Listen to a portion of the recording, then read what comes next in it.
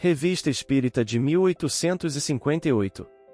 Janeiro, item 1, Introdução. A rapidez com que se propagaram, em todas as partes do mundo, os estranhos fenômenos das manifestações espíritas é uma prova evidente do interesse que despertam. A princípio simples objeto de curiosidade, não tardaram a chamar a atenção de homens sérios que neles vislumbraram, desde o início, a influência inevitável que viriam a ter sobre o estado moral da sociedade. As novas ideias que surgem desses fenômenos popularizam-se cada dia mais, e nada lhes pode deter o progresso, pela simples razão de que estão ao alcance de todos, ou de quase todos, e nenhum poder humano lhes impedirá que se manifestem. Se os abafam aqui, reaparecem em 100 outros pontos. Aqueles, pois, que neles vissem um inconveniente qualquer, seriam constrangidos, pela própria força dos fatos, a sofrer-lhes as consequências, como só é acontecer às indústrias novas que, em sua origem, ferem interesses particulares, logo absorvidos, pois não poderia ser de outro modo. O que já não se fez e disse contra o magnetismo. Entretanto, todos os raios lançados contra ele, todas as armas com que foi ferido, mesmo o ridículo, esboroaram-se ante a realidade e apenas serviram para colocá-lo ainda mais em evidência. É que o magnetismo é uma força natural e, perante as forças da natureza, o homem é um pigmeu, semelhante a cachorrinhos que ladram inutilmente contra tudo que os possa amedrontar. Dá-se com as manifestações espíritas a mesma coisa que se dá com o sonambulismo, se não se produzirem à luz do dia e publicamente, ninguém impedirá que ocorram na intimidade, pois cada família pode descobrir um médium entre seus membros, das crianças aos velhos, assim como pode encontrar um sonâmbulo. Quem, pois, poderá impedir que a primeira pessoa que encontremos seja médium e sonâmbula? Sem dúvida, os que o combatem não refletiram nisto. Insistimos que quando uma força está na natureza, pode-se detê-la por um instante, porém, jamais aniquilá-la. Seu curso apenas poderá ser desviado. Ora, a força que se revela no fenômeno das manifestações, seja qual for a sua causa, está na natureza, da mesma forma que o magnetismo, e não poderá ser exterminada, como a força elétrica também não o será. O que importa é que seja observada e estudada em todas as suas fases, a fim de se deduzirem as leis que a regem. Se for um erro, uma ilusão, o tempo fará justiça, se, porém, for verdadeira, a verdade é como o vapor, quanto mais se o comprime, tanto maior será a sua força de expansão.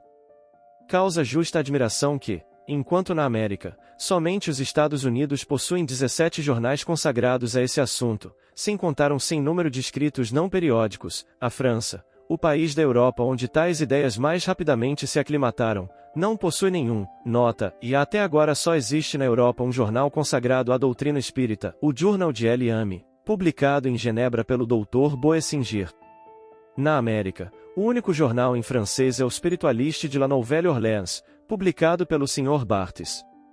Não se pode contestar a utilidade de um órgão especial, que ponha o público a par do progresso desta nova ciência e o previna contra os excessos da credulidade, bem como do ceticismo.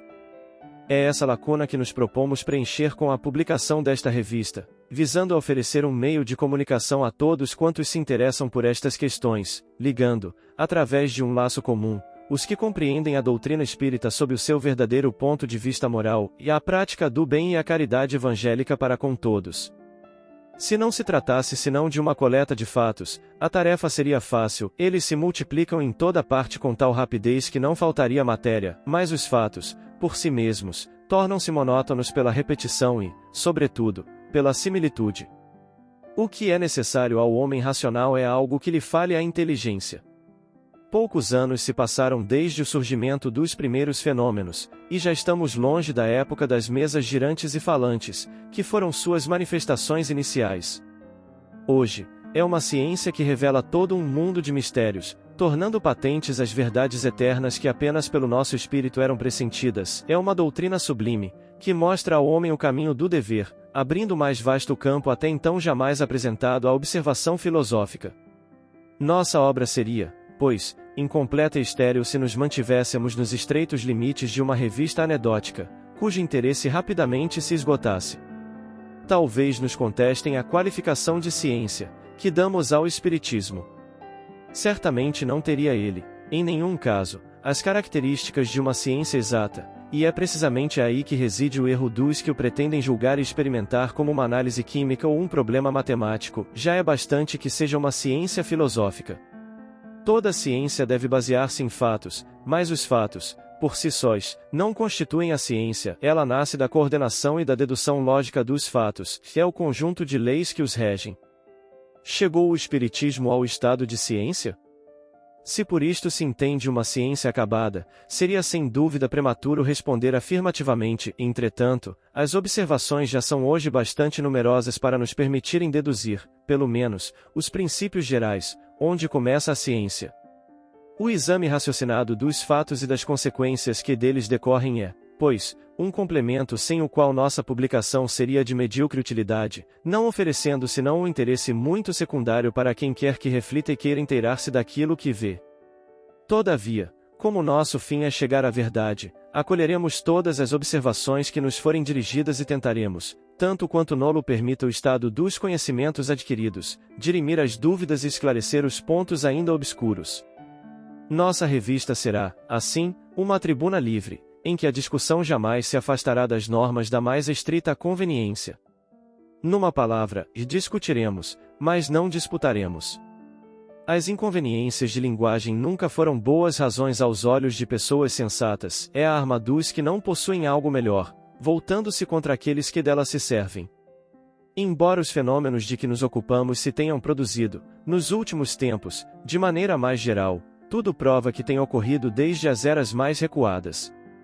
Não há fenômenos naturais nas invenções que acompanham o progresso do espírito humano, desde que estejam na ordem das coisas. Sua causa é tão velha quanto o mundo e os seus efeitos devem ter se produzido em todas as épocas. O que testemunhamos, hoje, portanto, não é uma descoberta moderna, que é o despertar da antiguidade, desembaraçada do envoltório místico que engendrou as superstições, da antiguidade esclarecida pela civilização e pelo progresso nas coisas positivas. A consequência capital que ressalta desses fenômenos é a comunicação que os homens podem estabelecer com os seres do mundo incorpóreo e, dentro de certos limites, o conhecimento que podem adquirir sobre o seu estado futuro. O fato das comunicações com o mundo invisível encontra-se, em termos inequívocos, nos livros bíblicos, mas, de um lado, para certos céticos, a Bíblia não tem autoridade suficiente, por outro lado, para os crentes, são fatos sobrenaturais, suscitados por um favor especial da divindade. Não haveria aí, para todo o mundo, uma prova da generalidade dessas manifestações, se não as encontrássemos em milhares de outras fontes diferentes. A existência dos espíritos, e sua intervenção no mundo corpóreo, está atestada e demonstrada não mais como um fato excepcional, mas como um princípio geral, em Santo Agostinho, São Jerônimo, São João Crisóstomo, São Gregório Nazianzeno e tantos outros pais da Igreja. Essa crença forma, além disso, a base de todos os sistemas religiosos. Admitiram-no os mais sábios filósofos da antiguidade, Platão, Zoroastro, Confúcio, Apoleio, Pitágoras, Apolônio de Tiana e tantos outros. Nós encontramos nos mistérios e nos oráculos, entre os gregos, os egípcios, os hindus, os caldeus, os romanos, os persas, os chineses. Vemo-la sobreviver a todas as vicissitudes dos povos, a todas as perseguições e desafiar todas as revoluções físicas e morais da humanidade. Mais tarde a encontramos entre os adivinhos e feiticeiros da Idade Média, nos Wilis e nas Valquírias dos escandinavos, nos elfos dos teutões, nos lechios e nos domeshnios dougui dos eslavos, nos ouris e nos brownies da Escócia, nos poupicans e nos tensarpoulics dos bretões, nos semis dos caraíbas, numa palavra, em toda a falange de ninfas, de gênios bons e maus, nos silfos, gnomos, fadas e duendes, com os quais todas as nações povoaram o espaço. Encontramos a prática das evocações entre os povos da Sibéria, no Kamchatka, na Islândia, entre os indígenas da América do Norte e os aborígenes do México e do Peru, na Polinésia e até entre os estúpidos selvagens da Nova Holanda.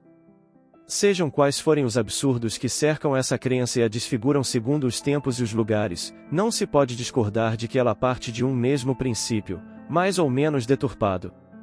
Ora, uma doutrina não se torna universal, não sobrevive a milhares de gerações, não se implanta de um polo a outro, entre os povos mais diversificados, pertencentes a todos os graus da escala social, se não estiver fundada em algo de positivo.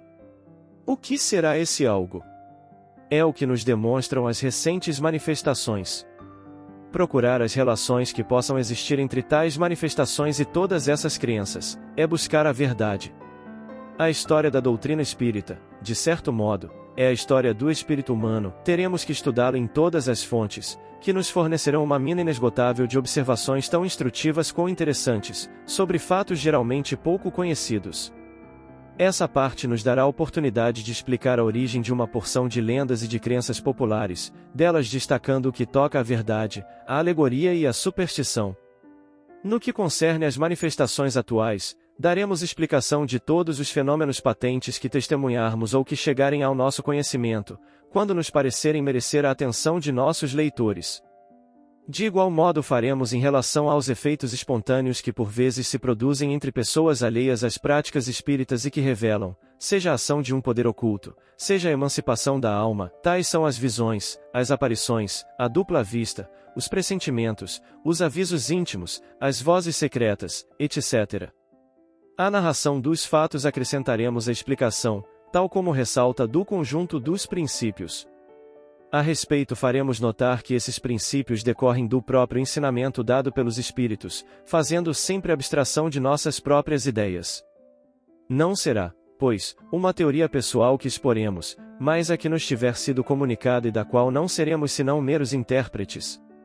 Um grande espaço será igualmente reservado às comunicações escritas ou verbais dos espíritos, sempre que tiverem um fim útil, assim como às evocações de personagens antigas ou modernas, conhecidas ou obscuras, sem negligenciar as evocações íntimas que, muitas vezes, não são menos instrutivas. Numa palavra, abarcaremos todas as fases das manifestações materiais e inteligentes do mundo incorpóreo.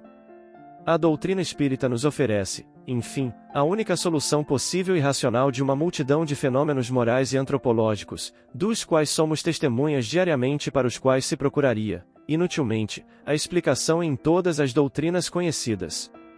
Nesta categoria classificaremos, por exemplo, a simultaneidade de pensamentos, a anomalia de certos caracteres, as simpatias e antipatias, os conhecimentos intuitivos, as aptidões, as propensões, os destinos que parecem marcados pela fatalidade, num quadro mais geral, o caráter distintivo dos povos, seu progresso ou sua degenerescência, etc. À citação dos fatos acrescentaremos a pesquisa das causas que os poderiam ter produzido. Da apreciação desses fatos ressaltarão, naturalmente, ensinamentos úteis quanto à linha de conduta mais conforme a ação moral.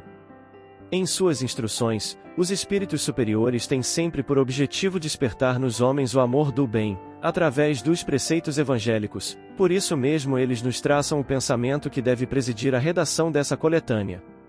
Nosso quadro, como se vê, compreende tudo quanto se liga ao conhecimento da parte metafísica do homem. Estudá-la-emos em seu estado presente e no futuro, porquanto estudar a natureza dos espíritos é estudar o homem, tendo em vista que ele deverá fazer parte, um dia, do mundo dos espíritos.